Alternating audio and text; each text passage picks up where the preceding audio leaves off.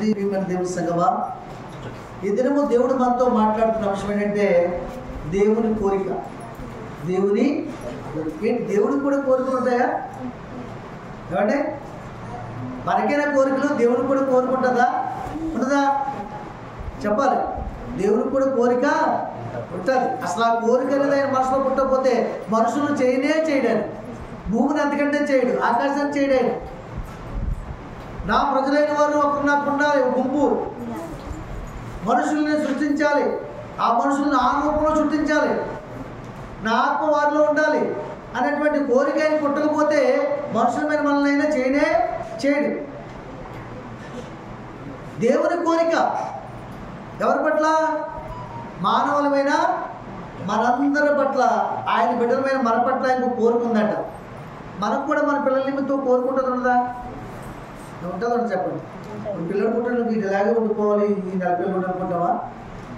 ఇది ఎదగాలి, చదవాలి, ఫలించాలి, కలెక్టర్ అవ్వాలి, డాక్టర్ అవ్వాలి, పెళ్లి చేసుకోవాలి. మళ్ళీ ఇలాంటి పుట్టోళ్ళందరూ నాకు మనవలుగా రావాలి, వాళ్ళతో మళ్ళీ ఆనందించాలి. అది కోరికే కదా, సంతోషం కదా అది. అలాగే దేవుడు కూడా మనం ఎలా జీవించాలో, ఎలా ఎదగాలో, ఎలా అభివృద్ధి చెందాలో, ఎలా ఆయనలో ఉండాలో, ఎలా ఆయన నామాన్ని గొప్ప చేయాలి, బయటపరచాలి, ఎలాగైనా స్వారూప్యం మనలోకి రావాలి. ఎవడు మన కొడుకు మన రూపంలో లేకపోతే కొడుకుని అంగీకరిస్తామా? చెప్పండి ఒకసారి మీరు. పక్కింటుడు పోలుకున్నాడు అనుకోండి, ఎన్ని గొడవలు అయిపోతాయి? అవుతాయమ్మా మామూలుగా దేవుడు ఎక్కువడండి. ఒక చిన్న ఆవగింజ కంటే తక్కువ రంధ్రంలో గర్భం వేసి దాని రూపం ఇచ్చి ఆ తల్లి తండ్రి తాలూకా రూపాన్ని ఇచ్చి, అబ్బా ఎంత ప్రణాళిక అండి ఆయన ప్రణాళిక. నిజంగా కొంచెం తేడా వచ్చింది అనుకోండి, ముక్కు కానీ చెవు కానీ కళ్ళు కానీ ఎవరు రూపం తేడా వచ్చిందనుకో గొడవదేమ్మా. అసలు కడతంటే నా కొడుకు నీ రూపం లేదు, నా రూపం లేదు అంటాడు. మన కదండి. దేవుడు ఎంత గొప్పవాడండి, మహాదేవుడు. ఎంత ప్రణాళిక అయింది, ఎంత ప్రేమ మన పట్ల. సమాధానకర్తగా దేవుడు చిన్న ఆవగింజ లాంటి చిన్నటి ఆ యొక్క బిందువుని, ఆ నీటి బిందువుని ఒక మానవ జన్మ కారకుడిగా చేసి బయటకు రప్పించి ఆయన నామాన్ని గొప్ప చేసుకుంటున్నాడు. మన పిల్లల పట్ల కూడా మనకు కోరిక ఎలా ఉంటుందో మన పట్ల ఆయనకు కోరిక ఉందంట. మన కోరికలు ఏంటి? ఎప్పుడు మనకే మన అవసరాలు తీర్చాలని, మన పిల్లల అవసరాలు తీర్చాలని, మన కుటుంబ అవసరాలు తీర్చాలని, మన రోగాలు బాగు చేయాలని అని కోరుకుంటుంటాం ఎప్పుడు కూడా. అంతేగాని మనల్ని బట్టి ఆయన నామాన్ని మహిమపరచాలనే కోరిక చాలా అరుదు. నాకున్న ధనాన్ని బట్టి ఆయన నామాన్ని మహిమపరుస్తాను, ఆయన కోరికను నెరవేరుస్తాను, నాకున్న స్తోమతను బట్టి ఆయన ఉద్దేశాన్ని సఫలం చేస్తాను, ఆయన ప్రేమని లోకంలో వెల్లడి చేస్తాను. ఇదిగో నాకున్నటువంటి ఈ ఆర్థిక స్తోమతను బట్టి 10 మందికి నేను సహాయం చేసి, అన్నం లేని వారికి అన్నం పెట్టి, బట్టలేని వారికి పట్టించి, ఒకరోజు ఒక మంచి సాక్షిని పరలోక రాజ్యంలో నా ప్రభు నోటి ద్వారా నేను పొందుకుంటాను అనేటువంటి ఆలోచన చాలా అరుదైంది ఈ ప్రపంచంలో.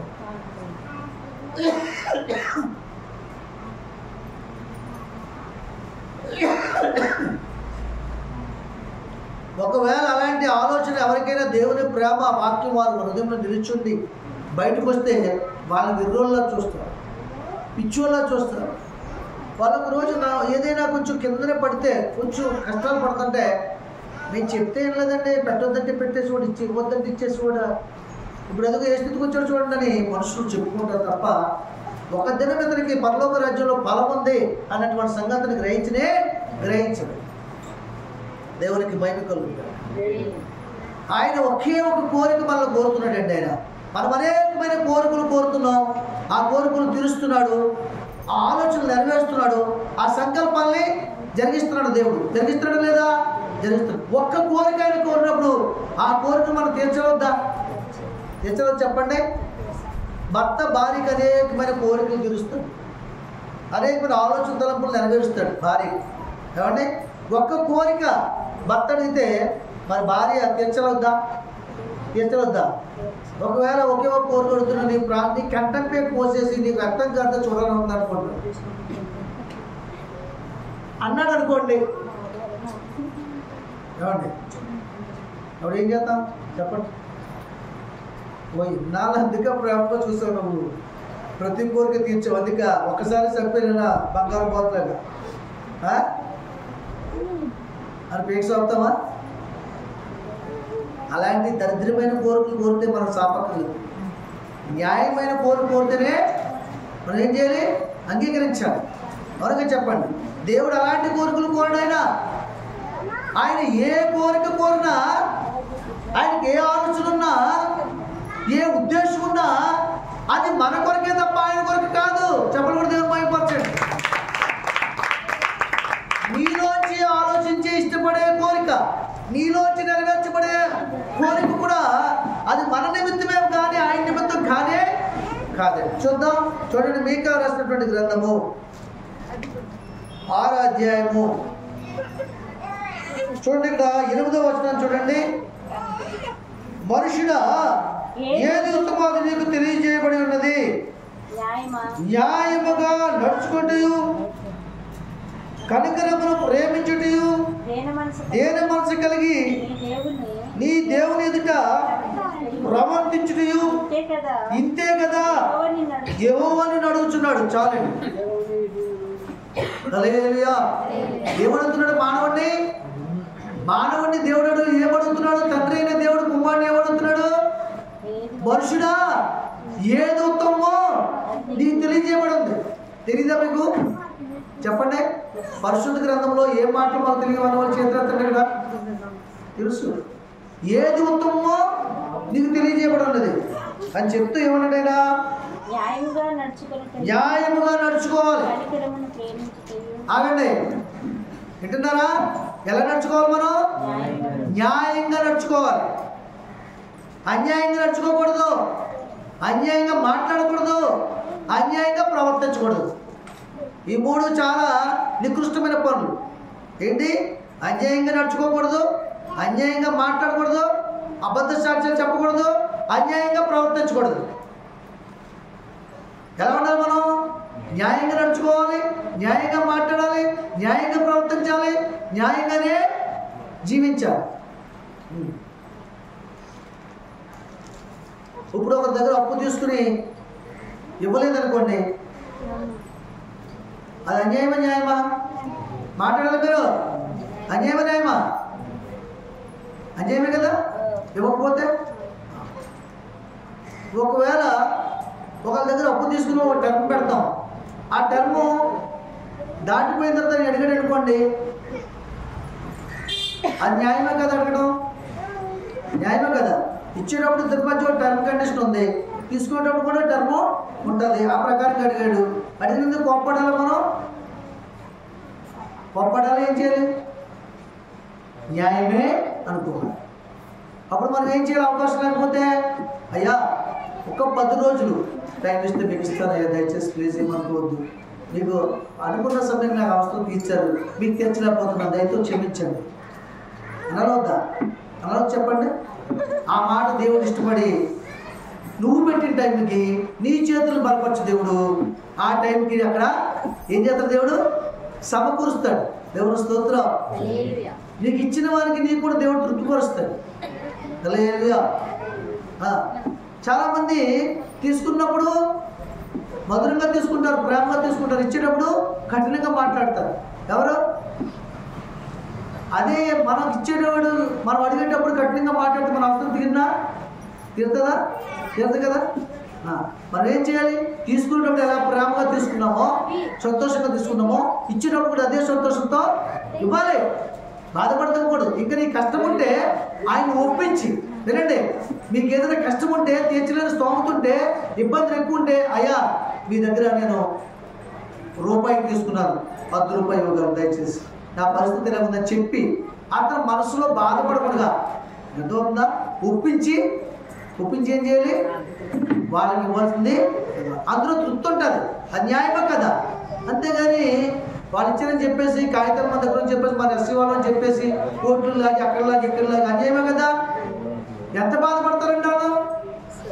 ఒకందరు పాపం ఏం చేయాలో తెలుసా? వాళ్ళ దగ్గర లేకపోతే పక్కింటి దగ్గర తెచ్చిస్తారు. వాళ్ళకున్న వ్యాపారాన్ని బట్టి. మా సావుకర్ ఉన్నారు, నడిగారు సావుకర్, నడిపూడి సావుకర్ గారు. ఆయన దగ్గర వ్యాపారం ఆపదంటే ఆ ఎదురైన దగ్గర తెచ్చిస్తాడు. మాకు కూడా తెచ్చిచ్చాడు. అంత మంచి మనసు. మరి అవతల ఇతను బాధించరా? మనం ఇతను బాధించొచ్చా? ఏదో మన పరిస్థితి చెప్పుకుని కొన్ని ఇవ్వలేకపోతే రూపాయలు 10 రూపాయలు ఇవ్వాలొద్దా? ఏమండి నిజానికి అలాంటి వాళ్ళు కోటి దగ్గర వరకు అప్పులు లేదా తప్ప రారు. ఇక అర్థమవుతుందా? చావు దగ్గర మనసు నాకు బాగా తెలుసు. మనం కోర్టు వరకు వెళ్ళమనుకోండి, ఎన్ని లక్షలు వచ్చినా ఆయన రాడు. నేను దేవుడు కుదిరేస్తున్నాను, దేవుడు చూసుకుంటాడు అంటే ఆయన అలాంటి మనసు ఉన్నాడే. ఇక అర్థమవుతుందా? అంతే, మంచి వాళ్ళు అలాగే ఉంటారు. మనలో న్యాయం లేకపోవచ్చు కానీ నాలో న్యాయం ఉంటుంది. తీసుకున్నవాడే అన్యాయం చేస్తాడు, అన్యాయంగా మాట్లాడుతూ తప్ప ఇచ్చేవాడు న్యాయంగానే ఉంటాడు ఎప్పుడు కూడా. అందుకని ఇచ్చే స్తోత్రం ఇంకా కలగ చేస్తాడు దేవుడు. అతనికి దేవుడు స్తోత్రం. వీడి పని ఇంక జీవితకాలం అడుక్కోవడమే. ఒకరికి ఎక్కడికి ఇంకొకటి మాయ చేసుకుంటా బతకడం పని తగ్గదది. నేను ఎవరిని ఉద్దేశించి మాట్లాడలేదండి. దేవుడే ఈరోజు ఈ మాటలు సంఘానికి తెలియజేయమని ప్రేరేపించాడు. తెల్లవారుజామున ఈ వాక్యం అందరికీ ఇస్తున్నాను, అందరికి పంపాను ఈ వాక్యం. ఆ వాక్యమే బోధించమని చెప్పాడు దేవుడు. వేరే సబ్జెక్ట్ వేరే మైండ్లోకి వెళ్ళదు. నేను అదే సిద్ధపడి ఆ ఒక్క మాట కోసమే వచ్చానన్నమాట. దేవుని స్తోత్రం. ఏం చేయాలంట? దేవుని నమ్ముకొని బిడ్డలు, ఒకవేళ దేవుని నమ్ముకోని వాళ్ళు అన్యాయంగా మాట్లాడడం పర్లేదు, అన్యాయంగా ప్రవర్తించడం పర్లేదు. ఎందుకంటే వాళ్ళ వాక్యం తెలియదు. న్యాయమైన దేవుడిని కలిగి వారు లేరు. ఇలా బుద్ధి చెప్పే దేవుడు కలిగి వారు లేరు. ఇలా బోధ చేసే దేవుడు కలిగి వారు లేరు. కాబట్టి వాళ్ళు మనకి అన్యాయం చేసినా ఒకరోజు దేవుడు వారితో మాటలు మనకి ఇప్పిస్తాడు దేవుడు. ఒకవేళ వాళ్ళ ఉద్దేశపూర్వకంగా ఇవ్వకూడదని ఇస్తానని చెప్పని ఇవ్వలేదనుకోండి, కుదిరేయండి అంతే. కుదిరేస్తే ఎవరు తీస్తారు? మరి వస్తున్న ప్రశ్న, కుదిరేస్తే ఎవరు తీస్తారు? మాకు ఎవరు తీస్తారంటే ఇచ్చినకు నీకు వీలు కలిగేసి నీ చేతులు బలపరిచిన దేవుడే నీ రుణాన్ని తీరుస్తాడు. చెప్పకూడదు దేవుడు. ఆయన ఎలా తీరుస్తాడో నీకు తెలియదు. నేను అనేక మందికి ఇచ్చాను, కొంతమందికి వదిలేశాను. ఎలా తీర్చాడు రుణాన్ని చెప్పండి మీరు. ఏదో నుంచి పట్టుకుని తీర్చాడు. చెప్పకూడదు దేవుడు భయపరచండి. అంతే, అడిగి వదిలేశాను. కొంతమంది వాళ్ళ రుణాలు కూడా తీర్చారు. మధ్యవర్తిగా సంతకాలు పెట్టి, కార్లకి వాటికి సూట్లు పెట్టి ఫైనాన్స్లో వాళ్ళు వెళ్ళిపోయి యాక్సిడెంట్ చేసేసి బండి ఇనపకులు కొట్టి కంపేసి వెళ్ళిపోతే ఆ అప్పు కూడా తీర్చారు. మన రుణము ఆయన తీరుస్తుంది. అది ఏ రూపంలో వస్తుందో నీకే తెలియదు. దేవుని స్తోత్రం. హల్లెలూయా. కాబట్టి మనం న్యాయంగా ఉండాలి. ఆయనకి ఇష్టమైంది అదే, ఆయన కోరిక అదే. నేను న్యాయమైన దేవుడు కాబట్టి మీరు న్యాయంగా, మీకు అప్పించేవాడు మీ యజమాని కాబట్టి వాడి మీద తిరగబడకూడదు. ఏం చేయాలి? బ్రతిమాలుకోవాలి, మన పరిస్థితి చెప్పుకోవాలి, కొద్దిగానే తీర్చేయాలి. తీర్చుకునేవాడు అప్పించినవాడు ఏ విధంగా తీర్చేసుకోవాలనుకుంటాడు తెలుసా మీకు? ఆ సంగతి నాకు ఒక్కసారి ఉంటాడు 9,000 రూపాయలు కట్టమంటారు సార్. ఆయన అప్పటి చేస్తున్నాడు దేవుడు. ఏమండి మాస్టర్ గారు మీ దగ్గర 1000 పంపిండు, 2,000 ఎంత గొప్ప మనసు అంటే. మనం ఏమంటారు చెప్పండి? రైతులు నేను ఎంత ఇచ్చానో ఎలాగిచ్చానో అలాగే పట్టుకొచ్చే వాళ్ళు నాకు 50,000 కట్ట. దాన్ని కట్టేంత నీకంట. ఆయన 1,00,000 ఇచ్చినా సరే 1,000 రూపాయలు అంటే 1,000 రూపాయలు ఎంత మంచి మనసు అండి. ఎవరైనా అలాగే నిద్రిస్తారా? మంచి మనస్సు, దైవ భక్తులు ఉన్న వాళ్ళు మాత్రమే అలాగా కనికరము, ప్రేమ, దయ, లో హై, వాళ్ళ పరిస్థితులు, వాళ్ళ విధానాలు, వాళ్ళ జీవితంలో వచ్చిన కష్టాలు కూడా చూస్తారు వాళ్ళు. తెలుసండి? అయ్యో పాపం అమ్మాయి చాలా కష్టపెట్టారండి, మీరు కరోనా వచ్చింది, మీకు కరోనా పాస్టర్ గారు పోలేదంట, మీకు పోలేదంట విషయం తెలిసేయండి, నాకు చాలా బాధపడ్డారండి అంటాడు ఆయన. ఎవరండి రోజుల్లో? ఆయన న్యాయం ఉందా లేదా? ఉందండి. మనలో కూడా న్యాయం ఉండాలి. మనలో కూడా న్యాయము, న్యాయంగా తీసుకున్నాం, న్యాయంగా తెచ్చు. అన్యాయం ఉండడానికి వీల్లేదు. అవసరమైతే ఒప్పించి రూపాయి వచ్చింది 10 రూపాయలు ఉండి వడ్డీ అసలు మాత్రం ఎగ్గొట్టకండి. అసలు ఎగ్గొట్టారా స్పెషల్ అయిపోతారు. స్పెషల్ అయిపోతుంటే ఇంకా దిగజారిపోతాం అనమాట. అది మన పరిస్థితులు ఎప్పుడు కూడా బాగుండాలంటే మనలో న్యాయంగా నడుచుకోవాలి. మనం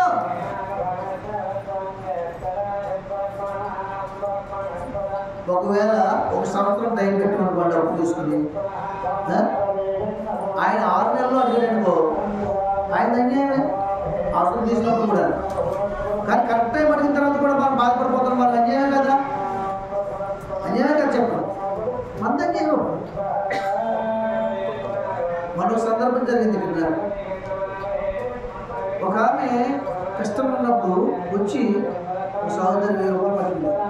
2 రోజులు టైం పెట్టింది. అలా నేను కూడా చేయలేకపోతే చాలు. 2 రోజులు రేపు ఇస్తామంటే ఎల్లుండి ఇస్తానంటే రేపు రోజులు, కానీ రేపు పట్టుకొచ్చి ఇచ్చింది ఒక రోజు ముందు. ఎంత కదా 1000 రూపాయలే ఒక విషయం అని కదా. న్యాయం ఉందా లేదా? న్యాయం కంటే ఇంకా సుపీరియర్ అది. ఆ రోజు 2 రోజులకి ఇస్తే న్యాయం, దాని ముందు ఇస్తే దానికంటే ఇంకా సుపీరియర్ అనే కదా. ఆవిడ వచ్చిరా. మరి దేవుడు నమ్ముకుని మనం ఎలా ఉండాలి? న్యాయంగా ఉండాలి వద్దా? న్యాయంగా నడుచుకోవాలండి ప్రతి విషయంలో కూడా. తప్పు విషయంలోనే కాదు, యథార్థంగా ఒకరు చెప్పే విషయంలో, మాట్లాడే విషయంలో, తగ్గు తీర్చే విషయంలో న్యాయం కనపడాలి. అక్కడ ఒక పెద్దగా దేవుడిని నిలబెట్టడానికి న్యాయం కనపడాలి. అన్యాయం మనలో, మన దేవుడు న్యాయమైన న్యాయంగా నడుచుకుంటూ ఇంకా ఏం చెప్తున్నాడు? కనికరమును ప్రేమించు. చూసారా, కనికరమును ప్రేమించాలంట. అంటే మీరేమనుకుంటారంటే ఈ మాటలో కనికరం అనేది ఒకటి, ప్రేమించడం ఒకటి అనుకుంటున్నారు కదా. అలా కాదు, కనికరమునే ప్రేమించాలంట. మనం దేన్ని ప్రేమించాలంట? డబ్బును ప్రేమించకూడదు. ఇంట్లో డబ్బు ఉంటుంది, ఎవరో వచ్చి ఆటలు అడుగుతారు, అప్పుడు మనం ఏం చేయాలి? కనికరమును ప్రేమించి ఇవ్వాలి. కనికరమును మనం ప్రేమిస్తేనే మనం ఇవ్వగలం. ప్రతి మనుషులు కూడా కనికరం ఉంటుంది, ప్రతి మనుషులో కనికరం ఉంటుంది. దాన్ని మనం ప్రేమించినప్పుడే అది ఇవ్వమని చెప్తుంది, లేకపోతే ఇవ్వలేము మనం. తెలుసండి, కనికరమును ప్రేమించాలంట. మనం దేన్ని ప్రేమించాలంట? నేను బలిని కోరువాడు కాదు, కనికరమునే కోరుచున్నాను. నేను కనికరాన్ని ప్రేమించాలి మనం. అంటే మనలో ఏముండాలి? ఎప్పుడును కనికరము, జాలి మనసు. ఎవరైతే కనికరము ప్రేమ కలిగి ఉంటారో వారి కనికరమునే పొందుకుంటారు, ప్రేమను పొందుకుంటారు. ఎవరి ప్రేమని? దేవుని ప్రేమను. దేవుని ప్రేమను పొందుకుంటే దేవుని కనికరమును పొందుకుంటారు. ఒక సాక్ష్యం చెప్తున్నానంటే, మీకు గొప్ప చేయట్లేదు నేను, మీకు గొప్ప చేయట్లేదు. మన బుజ్జి ఉంది, పద్మం ఉంది. ఎవరికి కష్టం వచ్చేసరి కన్నీరు పెట్టుకుంటుంది, మనసంతా నలిగిపోద్ది అమ్మాయి. నేను చూసాను కొన్ని సందర్భాలు. దేవుడు మరి ఇలా ఉందమ్మా, ఇలా చేస్తున్నాం, ఇలా చెప్తున్నామంటే అప్పు కూడా చేసి తీసుకొచ్చి ఇక్కడ పెట్టిన రోజులు ఉన్నాయి. తెలుసండి, దేవునికి మహిమ. దేవుడు ఎలా తీర్చారు తెలుసా? వినండి, అది తెలుసా? అనుకోకుండా ఒక్క సంవత్సరంలో, వారం రోజుల గ్యాప్లో 2 వివాహాలు. చెప్పలు కొట్టండి, 2 మ్యారేజ్లు. ఈ కోటీశ్వరుడు సాధ్యం కాదు. తెలుసా మీకు? కోటీశ్వరుడు సాధ్యం కాదు. అమ్మాయి పెళ్ళి, అబ్బాయి పెళ్ళి. మాట్లా రూపాయలు చేతిలో వేదన. సంతోషంగా పెళ్లి కాటు కనబడుతుంది, లోపల దుఃఖం. సంతోషంగా కార్యక్రమాలు కొనుక్కొని రాట్లే చేస్తారు. టెంట్లకు డబ్బేది, సామాను డబ్బేది, ఆహారం డబ్బేది, కట్టుబడే డబ్బేది, బంగారం డబ్బేది, బట్టల డబ్బేది. అయ్యో వేదన. నా దగ్గరకు వచ్చి ప్రార్థన చేయమని 15 రోజుల ముందే నేను ఒకటి చెప్పినమ్మా, నీకు ఒక రోజు ముందు కానీ 2 రోజుల ముందు కానీ డబ్బులు ఉంది కానీ ముందు మాత్రం అందవో అయినా నువ్వు టెన్షన్ పడొద్దు. ఎక్కడెక్కడి నుంచి ఏం కావాలో బెత్తాయించే నువ్వు. నీకు 1,00,000 కావాలంటే 10,000 పంపుతాడు, 1,00,000 రూపాయలు అక్కడ చేస్తాడు దేవుడు. నీకు 1,00,000 కావాలంటే 10,000 పంపుతాడు దేవుడు, కానీ 1,00,000 రూపాయలు అక్కడ అయిపోతుంది. తర్వాత ఇది అందాక పట్టుకెళ్ళి 8వ తారీఖు పెళ్ళైతే 7వ తారీఖు మార్నింగ్ అంతే డబ్బులు 10 గంటలు. చెప్పకూడదు దేవుడు. ఎంత గొప్ప శ్రీనుబాబు కూడా చాలా మంచివాడు, మాయామార్గమైనవాడు. తెలుసా? నిజంగా నేను చెప్తాను ఈరోజు. వాళ్ళకి ఎన్ని మాటలు ఉన్నా, ఎన్ని సమస్యలు ఉన్నా శ్రీను సువార్తరాజు నాగరాజు భావభక్తున్న ఐక్యత భూలోకంలో నాకు తెలిసి ఎవరి మధ్య లేదనుకుంటాను. చెప్పకుండా అన్నదమ్ముల మధ్య లేదు, ఆ మధ్య ఉన్న ఐక్యత. చాలా మంచోడు శ్రీను. కష్టపడి 30,000 ఉన్నాయి, 40,000 ఉన్నాయి, 20,000 ఎంత పంపడమే తప్ప ఏం చేసేవాడి మొక్క అతను ప్రశ్న లేదు. వీళ్ళకి ఉన్నప్పుడు కూడా అతను పంపిస్తే కొంత వీళ్ళు కూడా వెళ్ళినటువంటి సంగతులు ఉన్నాయి నాకు తెలుసు. బామ్మద్దు అంటే ప్రేమ శ్రీనికి. అదేంటది? కనికరము ప్రేమించిన ఆయన. ఈరోజు వాళ్ళు డెవలప్ అయ్యారు, వీళ్ళు డెవలప్ అయ్యారు, ఇల్లు కట్టుకున్నారు, చక్కని మంచి భవిష్యత్తులో ఉన్నారు. వాళ్ళకు కూడా ప్రేమే అక్కంటే కనికరమే. సంబంధం అందుకుంటారా? వాళ్ళకి డబ్బు కుదరకపోతే డబ్బు పట్టుకెళ్తారే కట్టడం. ఇదంతా చాలా ప్రేమ. మాట అనుకున్నా సరే అంటే కలిసిపోతారు వాళ్ళు. చెప్పకుండా పోయిపోవచ్చు. అసలు నాకు తెలిసి వీళ్ళు దాంపత్య జీవితం ప్రారంభించాక శ్రీనికి వాళ్ళకి మాట పట్టలేదు నాకు తెలుసు. ఏదో ఆడవాళ్ళు ఉంటుంది, ఆడుకోవడం ఎక్కడున్నా కానీ పలికిపోతుంటే మళ్ళీ అందుకుంటుంటాయి. అది వేరే విషయం. కాబట్టి నాకు తెలిసి శ్రీనికి సువార్తరాజు నాగరాజుకి ఎప్పుడు కూడా మాట అనేది రాలేదు నాకు తెలుసు. మాట అంటే అలాగా తలచించుకుని వెళ్ళిపోతాడు తప్ప కోపడ్డా కానీ మాట అంటాం శ్రీను. అసలు అంటే మనసు దేవుడు మంచి మనసు, ఎంత మంచి మనసు ఇచ్చాడు. అసలు ఆయన ఇప్పటికే బాప్తిజం పొందేసుకోవాలి నాకు తెలిసి. అటు మనసు క్రైస్తవుడికి ఒక దీన మనసు. అతను పొందడానికి మాట చెప్పట్లేదు. 500 రూపాయలు నోటెత్తడానికి మాట చెప్పట్లేదు. ఇస్తే కూడా 500 తక్కువ కూడా ఎప్పుడు కూడా ఆ సంగతి కూడా చెప్తున్నాడు. మీకు అర్థమవుతుందా? చిన్న పరిస్థితి వచ్చినా 500 కానికిచ్చి ప్రార్థన చేసిన ఎవరు? శ్రీను. ఎంత గొప్ప సంగతి. ఈరోజు ఆలో ఉన్న ఐక్యత, ఆ ముగ్గురు బామ్మద్దులున్న ఐక్యత, ఆ ఫ్యామిలీ ఉన్న ఐక్యత, 2 కుటుంబాలు డెవలప్ చేశాయి. బయటకు వెళ్ళకుండా పొద్దున్న ఫ్యామిలీలో రిలేషన్ కూడా బయటకు వెళ్ళకుండా వాళ్ళ పిల్లలు కలిసి ఉండే సంబంధాలు ఏర్పరచుకున్నారు వాళ్ళు. హల్లెలూయా. బయట వస్తారు ఏంటి అవునా కదా? మరి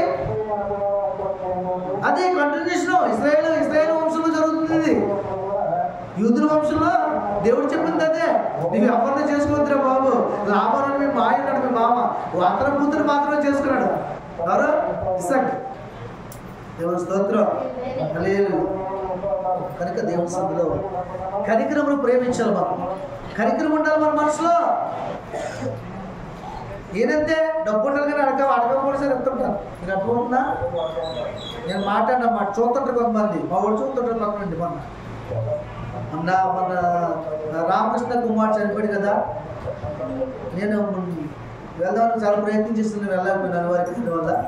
కానీ చాలా బాగా ప్రార్థన చేసాను. కానీ ఒకరోజు నేను డబ్బులు ఇస్తుంటే ఒక యమన కుమారుడు వద్దన్నాడు. ఏమన్నాడు తెలుసా? వద్దని నాకు అవసరం అడుగుతానండి మాస్టర్. సరే అన్నాడు. కానీ ఆ రోజు అడిగాడు, మా అబ్బాయి బాడీ వస్తుంది ఆ రోజు అడిగాడు. వెంటనే నా జేబులో ఉన్న ఇచ్చాడు. ఇంకొకరు కూడా ఇంకో 4 నెలలు అని కూడా 400 నేను అక్కడ. అది మంచి కార్యం. అదో ఉందా? ఎక్కడికి వెళ్తున్నారు వాళ్ళు? చనిపోయిన వారి ఇంటికి వెళ్తున్నారు. మంచి కార్యం. వాళ్ళతో పాటు మనకి ప్లస్ ఉంటుంది. భూషణ గారికి 100 ఇచ్చారు, ఇంకొకరికి 100 ఇచ్చారు, పేర్లు అసలే. ఆ రోజు 1000 మంది ఇలా 1050, 1100 కూడా చదువు నేను అలా అడగాలి. కొంతమంది అడగకూడదని ఇచ్చారు. నీ జేబులో పెట్టి ఉన్నాయి లేవు. మంచి కార్యం అది. కనికరం ఉండాలి మనకి. మనం ఎలా పోయినా ఏం చేయాలి? వెళ్ళే వాళ్ళని ప్రోత్సహించాలి కదా. మరి అక్కడ నాని వాళ్ళు చాలా ఇంపార్టెంట్. నేను 3 రోజులు నన్ను పెళ్ళలేదు, ఎందుకంటే చాలా ఇంపార్టెంట్ పని అక్కడ. వాళ్ళు వేదంలో ఉన్నారు, వాళ్ళు ఏం చేయలేరు, మన వాళ్ళు చేయాలి. అదే కదా. దేవునికి మహిమ కలుగుతారు. కనికరంలో ప్రేమించాలి మనం. ఏమైనా మనం కూడా చెప్తున్నాను, నేను ఖచ్చితంగా చెప్తున్నాను. మనం చూపించిన ప్రేమ, మనం చూపించిన జాలి ఒక దినాన్ని మన చుట్టూ ఇల్లు కడుతుంది. దేవుని స్తోత్రం. హల్లెలూయా. గొప్పగా ప్రేమిస్తాడు దేవుడు మన కుటుంబాన్ని. కనికరమును ప్రేమించాలంటే మనం ఎవరికి ఏం జరిగినా సరే గ్రూపుల్లో తెలుసండి. 16 స్టేట్లో ఉంది మన union, water mill union. Andhra స్టేట్కి నేను హెడ్గా ఉంటాను. ఎవరికి ఎక్కడే బ్లడ్ కావాలంటే చాలు. మా అమ్మగారికి ఆపరేషన్ ఉందండి, మాస్టర్ గారు మీరు బ్లడ్ కావాలంటే నా దగ్గర చాలా నెంబర్లు ఉన్నాయి, చాలా గ్రూప్స్ ఉన్నాయి, వాళ్ళందరినీ పంపిస్తాను. బోలిన్ హాస్పిటల్కి పంపించాం. మా తమ్ముడు మంటల్లో కాల్ చనిపోయాడు. ఫైర్ యాక్సిడెంట్ అయిపోయింది. లలిత బ్రాండ్ రైస్ లారీ గుద్దేసింది, ట్యాంక్ లారీ ఫైర్ అయిపోయింది. మంటల్లోనే కాలిపోయాడు డ్రైవర్. ఎవరో ఆలోచించలేదు అతని కోసం. నేను ఆలోచన చేశాను, ప్రార్థన చేస్తాను, ప్రకటించాను. చాలామంది మేము వస్తాం చేయాలి ఏదో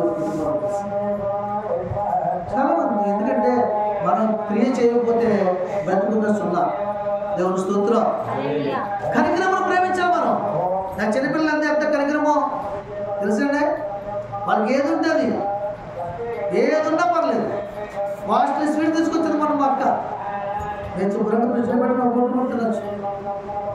ఇంట్లో ఉన్న బాక్స్ చూసి బయట తీవ్రంగా వచ్చేసి కట్ చేసి ఇచ్చేది. ఫాస్ట్నే పెట్టాలి వాళ్ళు. వాళ్ళకి ఏమో జంతువులు చేయడం పెట్టి మన ఫాస్ట్ స్వీట్ క్లీన్ చేయకూడదు. చూస్తాడు దేవుడు అన్నీ కూడా. చిన్నపిల్లలు మంచి పిల్లలు ఉన్నారు మన దగ్గర. తెలుసండి, ఆ సురేష్ మన లేక వీళ్ళందరూ చూసి ఎలా పాట పాడతారు తెలుసండి. ఆ జూగి దొరదంటే మామూలు సిగ్నల్స్ తోటే మనుషుల్ని సంతోషపరిచేస్తారు. చిన్న పిల్లలు మంచి పిల్లలు ఇచ్చాడు దేవుడు మాకు. సరే, మీకు అప్పుడు మీకు ఒక్కొక్క మనవలు మీకు ఎదురేసి మనవలు మీకు నాకు 25 మంది 30 మంది మనవలు అప్పుడు దేవుడు మైపరచాడు. ఒక ఆమె అయితే దేవుడు అనిపిస్తుంది నన్ను. ఈ అందరూ రాలేదు ఎగ్గుంటే కదా మరి ఏంటో ఎవరా బాను నా దేవుడు అప్పుడు తీసుకెళ్ళే నన్ను ఆత్మహత్య లోపలికి. దేవుని స్తోత్రం. అంటే ఏంటి, దేవుని మందిరం ఒకరు ఉన్నారు, పాస్టర్ గారు ఉన్నారు, పద అక్కడికి వెళ్ళిపోదాం. దేవునికి మహిమ కలిగింది. 20 మంది మనవాళ్ళన్నాక ఈ శివ నుంచి శివ దాకా మీకేంటి కాదు, ఒకరిద్దరు. ఓసారి మీరు చెప్పమంటే ఒకసారి అంటారు. నేను పిలిచినాను ప్రతి ఒక్కరు చెప్తారు కదండి. ఎందుకు అనుకుంటారు, స్వీట్ చాక్లెట్ ప్రేమ అవి పెడితేనే దగ్గర అవుతారు. మీరు 2 రూపాయలు చూడటండి మీకు కూడా రాదు. నేను చాలా చూపుతా దగ్గర. దేవుని స్తోత్రం. 20 మంది 25 మంది మనవాళ్ళు ఇక్కడి నుంచి అక్కడ దాకా మనవాళ్ళు. ఎంత సంతోషమో. వాళ్ళ మధ్య నుండి నాకు బర్త్డే జరిగినంత ఆనందం. దేవుని స్తోత్రం. హల్లెలూయా. మరి ఏంటి ఇటుక పైకి వెళ్ళంటే 10 అందరికీ వెళ్తారు ఎవరైనా. చిన్నపిల్లలు బలమైన సర్పంచ్ చంపేసాడు సంక్షేమం. అలాగా చిన్నపిల్లలు పరిచయం చేశారు దేవుని మందిరం. చంద్రరావు గారు మంచి పరిచయం చేశారు. ఎంత బలహీనం ఉన్నారు. దేవుని స్తోత్రం. హల్లెలూయా. కాబట్టి కనికరమును మనం ఏం చేయాలి, ప్రేమించాలండి. కనికరం ఉండడం వల్ల, కనికరం లేకపోతే వేస్ట్. నువ్వే సంబంధం కూడా పట్టుకెళ్ళవు. అదే మనం కూడా ఎస్ నేను చెప్పడం కాదు, రోజు చూద్దరిగాను. మనుషులకు విలువ ఎప్పుడు తెలుస్తుంది, ఎవరిదైనా చనిపోయినప్పుడే బయటకు వస్తుంది. చెడ్డు అంటే చెడ్డని చెప్తారు, మంచిదంటే బతుకున్న మాత్రం చెప్పరు, చెప్తే గొడవలో దేవుని స్తోత్రం. కాబట్టి కనికరమును న్యాయమును ప్రేమించాలి మనం. అందుకని ఇంకా చెప్పండినా దేన మనసు కలిగి ఈ దేవుని ఎదుట ప్రవర్తించాలి. ఏం కలిగి ఉండాలి, దేన మనసు కలిగి నీ దేవుని ఎదుట దేన మనసు ఉండాలండి. ముడుచుకునే మనసు, కోపం మనసు. నీ మనసు నచ్చితే మొన్న చెప్తావు, లేదా చెప్పవు. నీకు నచ్చితే ఆయన ఎదురు నవ్వకుండా అవుతావు, నచ్చకపోతే డబ్బులు నవ్వు. దేవుని స్తోత్రం. ఏ మనసు అది, ముడుచుకునే మనసు. మనం ఎలా ఉండాలంట, దేవుని ఎదుట దేన మనసు కలిగి ఉండాలి. అంటే దేవుడు నేను చూసినప్పుడు ఆయన మనసు నుంచి కనికరం పుట్టాలి. నీ పట్ల ఏం పుట్టాలి, కనికరం పుట్టాలి, జాలి పుట్టాలి. అయ్యో ఇంటి మంచి మనిషిని నేను చేయలేకపోతున్నానా, ఇంటి మంచి కుమారుని నేను చేయలేకపోతున్నాను ఆలోచన మనకు కలిగించి. దేవుని స్తోత్రం. హల్లెలూయా. దేన మనసు కలుగున్నాడండి. పేదవాడే లాజరు కలుగున్నాడు, ధనవంతుడు అహంకారం కలుగున్నాడు. ఎవరు చచ్చిపడ్డారు అంటే, ఎవరు చచ్చిపడ్డారు? దేన మనసు కలుగున్న ఈయనే. దేన మనసు కలిగి ప్రవర్తించాలి. దేవుని కోరిక? న్యాయంగా నడుచుకోవాలి. ఇంకోటండి, కనికరమును ప్రేమించాలి. దేని మనసు కలిగి దేవుని ఎదుట ప్రవర్తించాలి. దేవుని ఎదుట దేని మనసు కలిగిన మనుషులు ఎదుట దేని మనసు ఉంటుందండి? ఉంటుందా? ఉండదు. దేవుని ఎదుట దేని మనసు ఎవరుందో వాళ్ళ మనుషులు ఎదుట దేని మనసు కలిగి తగ్గించుకుంటారు. ఎంత చదువుకున్నా సరే. ఎందుకు ఇప్పుడు అంత ఎందుకంటే ఇప్పుడు మన కిందగా ఉన్నారు, మాకు సహాయం చేసిన కిందగా మన విషయంలో ఆయన చేతికి మార్చి సింపుల్గా ఉంటాడు. చిన్న shirt, half hand shirt, pant, చూడు దేవుడు ఆయన ఎంత గొప్ప జ్ఞానం తెలుసా మీకు? ప్రపంచంలో పెద్ద పెద్ద ఈ కంప్యూటర్ కంపెనీలు ఉన్నాయి కదా, ఏంటవి నెట్ కంపెనీలు, పెద్ద పెద్ద ప్రాజెక్టులు చేస్తాడు. ఏది డీల్ చేయలేని ప్రాజెక్ట్ అని చేస్తాడు. ఒక్కో డీల్ 50 కోట్లు ఉంటుందండి. ఒక్కో డీలు, ఈ చేసిన డీలు కంపెనీకి 50 కోట్లు 100 కోట్లు ఉంటుంది. ఒకసారి మొత్తం అమెరికాలో అన్ని చోట్ల ఉన్న కంపెనీలు కూడా ఆ డీల్ చేయలేమని వదిలేస్తే ఈయన చేస్తానని ఒప్పుకున్నాడు. 2 నెలల్లో చేసింది. గొప్ప ప్రాజెక్ట్. దేవుడు ప్రార్థన, దేవుడే జ్ఞానిస్తాడు. కనికరము దేని మనసు కలిగి ఒకే ఒక కొడుకు రోజు ఏదో నుంచి విజయవాడ చదువు ఇంటర్మీడియట్ ఉన్నాడు. Small family. ఆవిడ కూడా చాలా తగ్గిపోతే మనసు యోధం సింపుల్ ఉంటారు. మంచి గుర్తు దేని మనసు అంటే చెప్తున్నారు. ఆయనకి నెలకి 2 లక్షలు 3 లక్షలు శాలరీ ఉండొచ్చు. ఒక కారు ఉంది, బుల్లెట్ ఉంది. పాపులలో ఒక ట్యాక్సీ నడుపుకొచ్చిన స్మాల్ సేవకు నేను ఏలూరు వచ్చాను, నేను వస్తున్నానంటే పాస్టర్ గారు ఎక్కడున్నారు మీరు అంటాడు. ఫస్ట్ వాళ్ళ దగ్గర ఉన్నాడంటే మీరు ఎక్కడ ఉండండి పాస్టర్ గారు వచ్చేస్తున్నాను, మీరు కిరాయి నుంచి వచ్చి ఎక్కడ ఉండండి అంటే ఉంటాను. నేను వెంటనే బుల్లెట్ వేసుకొని వచ్చేస్తాను. వచ్చేసి బండి పక్కన పెట్టించి టిఫిన్ టైం అయితే మంచి హోటల్, భోజనం టైం అయితే మంచి భోజనం పెట్టించి అప్పుడు ఇంటికి తీసుకెళ్తారండి.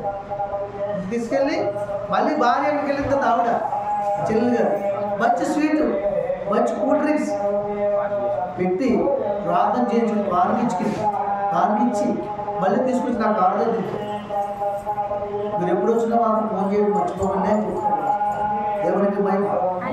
హల్లెలూయా. అంత గొప్ప మనస్సు, కనికరం, దైవజనులు అంటే గొప్ప ప్రేమ.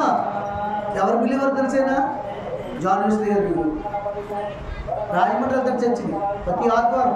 ఆ చర్చికి వెళ్ళినప్పుడు పరిచయం అయ్యారు నాకైనా. తెల్లవారు 6 గంటలకు ఆదివారం రోజునే ఆయన పరిచయం అయింది. ఏలూరు నుంచి రాజమండ్రి వెళ్తారు. ఏ జాన్ వెస్లీ పెద్ద ఆయన కాదు, హాస్పిటల్ కడుతున్నారు, చిన్న ఆయన. ఇస్త్రీ చెప్తాడు ఆయన. పెద్ద అయినా కాదు, పెద్ద అయిన పక్కన పడుతుంది హైవే లాలాచల్ పక్కన ఉంది. ఇది లాలాచల్ సెంటర్ నుంచి కోరుకొండ జంక్షన్కి వెళ్ళే రోడ్లో భారీ జంక్షన్ ఉంటుంది. ఆ యువతల రైట్ సైడ్ కనపడుతుంది దేవుడు స్తోత్రం. పెద్ద హాస్పిటల్ కూడా కడుతున్నారు. హాస్పిటల్లో ఓన్లీ దైవ సేవకులందరికీ ఫ్రీ, ఎంత ఖర్చు అయినా సరే. చెప్పకూడదు దేవుడు మైపచ్చు. దైవ సేవకుడు అనేవాడు రోగం ఉంటే 50 లక్షల ఫ్రీ అంట కడుతున్నాడు హాస్పిటల్. దేవుడు స్తోత్రం. అలాగే మందిరం ఫోన్ చేసి శ్రావణయ్య గారు చూసుకుంటారు. ప్రార్థించి ఆయన కూడా పెట్టారు మందిర విషయం కాబట్టి ప్రార్థించారు. ఆయనకు కూడా దేవుడి ద్వారా వస్తే మనం పరిపూర్ణం చేసుకోవచ్చు. అంటే తెలిసి కొంతవరకు మనం చేసుకుంటే బాగుంటుందని అనుకుంటున్నాము. ప్రార్థన చేయండి. దేవుడికి మహిమగా ఉండాలి. దేవుడి మాట నిలిచిందాక ఏం కలుగుతున్నాడు దేవుడు? ఆయన కోరికేంటి? మన పట్ల న్యాయంగా నడుచుకోవాలి, న్యాయంగా ప్రవర్తించాలి, న్యాయంగా మాట్లాడాలి, దేని మనసు కలిగి ఉండాలి, కనికరమును ప్రేమించాలి. కనికరం కలిగి ఉండడం గొప్ప కాదు, ఆ కనికరం ప్రేమించి క్రియ చేయాలి. మనలో ఉన్న కనికరాన్ని మనం ప్రేమించాలి. అప్పుడు మనలో ఇప్పుడు జాలి పుడుతుంది, జాలి క్రియ చేస్తుంది, ప్రేమింప చేస్తుంది. కనుక దేవుని ప్రేమించి కనికరం లేకపోతే ఎవరైనా ఏం చేయాలి? కనికరం లేకపోతే ఎవరికి చేయలేము, అన్నీ చూస్తాడు దేవుడు. ఒకరోజు శ్రీశ్వర చాలా ఆపదలో ఉంది, ప్రాణ పరిస్థితిలో ఉంది. మేము అర్జెంటుగా బయలుదేరి వైజాగ్ వెళ్ళిపోవాలి. మా దగ్గర డబ్బులు కొద్దిగా ఉన్నాయి. అప్పుడు ఎవరు ఆవరించిన సరే 5,000 సమానం మాకు.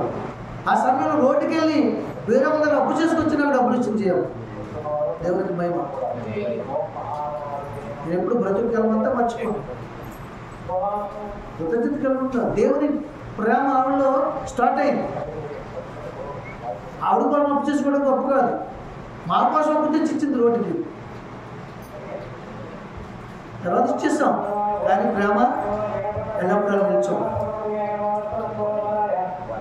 అది మనం ఉంచుకోవాలి తప్ప చేసిన వాళ్ళని ఎప్పుడు కూడా మనం నిందించుకోకూడదు, బాధ కలిగి బాధ పెట్టుకోకూడదు. నా జీవితంలో ఎవరు చేసినా సరే, ఎవరు ఏ రూపాయి ఎప్పుడు చేశారో, ఎప్పుడు నా చేతిలో పన్ను తెచ్చి పెట్టారో, నేను చనిపోతే వాళ్ళు ఇచ్చిన కృతజ్ఞతలు వాళ్ళు చనిపోవాలని తప్ప, లేకపోతే మాత్రం చనిపోదు. ఎప్పుడు ఎవరు నాకు బట్టలెట్టారు, ఎప్పుడు ఎవరు నాకు సహాయం చేస్తారు, నేను ఆపద ఉన్నప్పుడు ఎవరు అనుకున్నారు, నీ కార్యం కలిపి ఎవరు చేయగలిపారు, నాకంతా బాగా తెలుసు. కాబట్టి పిల్లలు ఎప్పుడు కనికరము కలుగుతారు. చెడుకున్నట్టు బాగుపడినట్టు ఉండు. పరిస్థితులు మారుతాయి, మన మనసు మాత్రం మారుకోడు, మన ఉద్దేశాలు మారుకోడు, మన తలంపులు మారుకోడు, మన ఆలోచనలు మారుకోడు. ఎప్పుడు ఒకేలా ప్రేమించగలిగితే. లేకపోతే ఏం చేయాలి, చేతులు ముడుచుకుని ప్రార్థన చేయాలంతే. చూడండి, ఎప్పుడు మన ప్రేమ ఒకలా ఉండదు. నేను అందుకని ఎప్పుడు కూడా వాళ్ళ వందనాలు చెప్పకుండా చెప్పాను, నా దగ్గర ఉందంటే ఏదైనా లేదని అంతే. వస్తూ పోతుంది, లేకపోతే ఏమగలం. ఉండే స్టేజ్ దేవుడు ఇచ్చాడు కాబట్టి ఇవ్వగలుగుతుంది. 10 రూపాయలు మీ దగ్గర లేకపోతే 5 రూపాయలు అలాగే ఉండాలని ఇవ్వలేం కదా. కాబట్టి దేవుడి స్థితిలో మరి కనికరము ప్రేమ కలుగుతుంది. దేవుడి మాటలు దీవించింది కనుక చెప్పడం దేవుడు.